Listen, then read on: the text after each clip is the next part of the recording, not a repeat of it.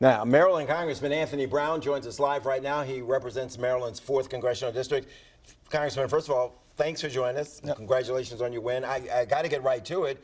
You also have decided not to attend Donald Trump's inauguration. Why? Yeah, I mean, today I made that decision. It was a difficult decision, not one easily arrived at. And it included a lot of conversations over the past few weeks with my colleagues in Congress. Some people feel very strongly that a member ought to attend, and others feel differently. But in the context of months and months of hearing disparaging and disrespectful remarks from Mr. Trump, this was the tipping point.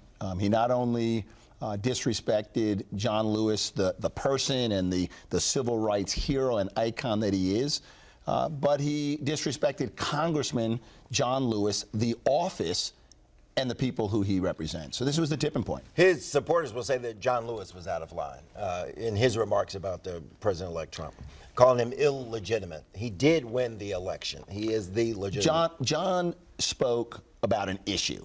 The issue, and it was based on information that John has about the integrity of the election process and what that means for the outcome.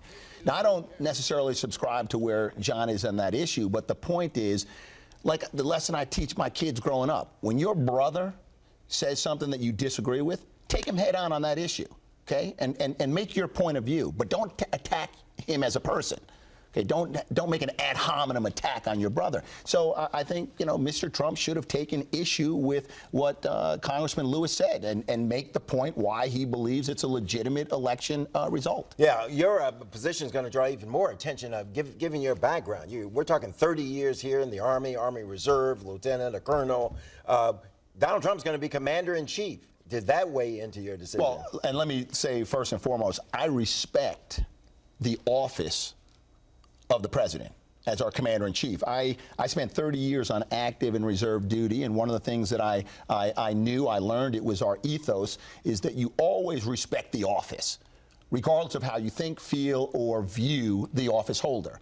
So I respect the office of the president, and I do believe, and I hope, it's in my DNA, I'm hopeful that President Trump will earn the respect of everyone who he serves and those who elected him. How does he begin to earn the respect in your estimation? What does he need to do? I think, first of all, and I mean, you know, Elijah Cummings said it this morning on a different outlet, you know, put down the Twitter and pick up the phone. Call John Lewis.